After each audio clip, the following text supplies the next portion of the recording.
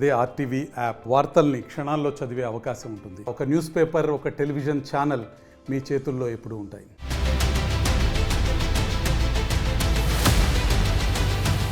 ఎంతో కాలంగా రాజకీయాల్లోకి వస్తాడు అన్న ప్రచారానికి నిన్నటి రోజున విజయ్ నిజం చేశాడు.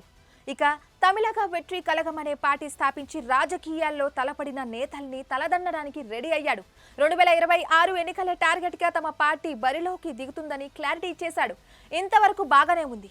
అయితే విజయ్ రాజకీయాల్లో ఎలా కొనసాగుతాడు అన్నది ఇప్పుడు ఆసక్తికరంగా మారింది.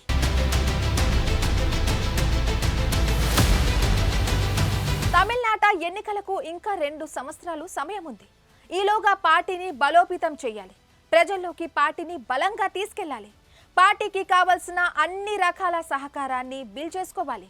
ఈ నేపథ్యంలోనే మరొక సినిమా పూర్తి చేసిన తర్వాత పూర్తిగా ప్రజా రక్షణ కోసం ఉంటానని మాటిచ్చారు. పార్టీ ప్రకటనతో పాటే తమిళనాడు ప్రజలకు ఈ వాగ్వాదం చేశారు. ఇక అయితే ఈ మాటపై విజయ్ ఎంతవరకు నిలబడతాడు అన్నది ఇప్పుడు చర్చగా మారింది.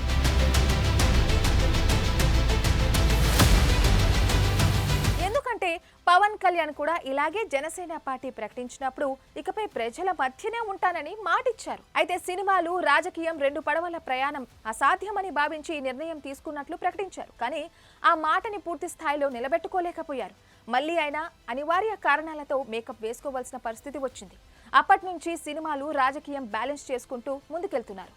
ఏపీలో ఎన్నికలకు ఇంకా 3 నెలల సమయం ఉండడంతో ప్రస్తుతానికైతే రాజకీయాలపైనే దృష్టి పెట్టి పనిచేస్తున్నారు. ఎక్కడ షూటింగ్లు అక్కడ నిలిపివేసి ప్రజల మధ్యనే తిరుగుతున్నాడు. అయితే ఈ సన్నివేశం ఎన్నికలు పూర్తయ్యే వరకే. ఆ తర్వాత మళ్ళీ తాను కమిట్ అయిన సినిమాలన్నీ యథావిధిగా పూర్తి చేస్తాడు. మరి రాజకీయం, సినిమా విషయంలో విజయ్ కమిట్మెంట్ ఎలా ఉంటుంది అన్నది రానున్న రోజుల్లో తెలుస్తుంది. ఇక విజయ్ ఇచ్చిన మాట ప్రకారం రాజకీయాలకే అంకితమవుతారా, లేక పవన్ల పరిస్థితులు బాగోలేదని మళ్ళీ మేకప్ వేసుకుంటారా అన్న సందేహం విశ్లేషకుల్లో ఉంది. ఎందుకంటే రాజకీయాలు, సినిమాలు బ్యాలెన్స్ చేసి సక్సెస్ అయింది చాలా తక్కువ మంది మాత్రమే. ఎన్టీఆర్, జయలలితకి మాత్రమే సాధ్యమైంది. ఆ తర్వాత అదే తరహా ప్రయత్నంలో కొంతమంది ప్రయత్నించారు, కానీ విఫలమయ్యారు.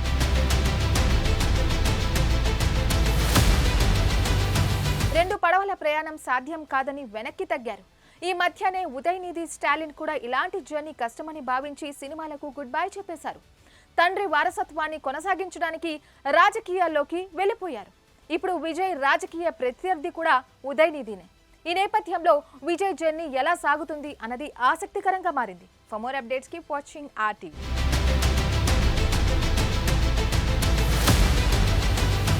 మరిన్ని వీడియోస్ కోసం ఛానల్ ని సబ్స్క్రైబ్ చేయండి. లేటెస్ట్ అప్డేట్స్ కోసం వాట్సాప్ ఛానల్ ని ఫాలో చేయండి. అండ్ లింక్ డిస్క్రిప్షన్ లో ఉంది.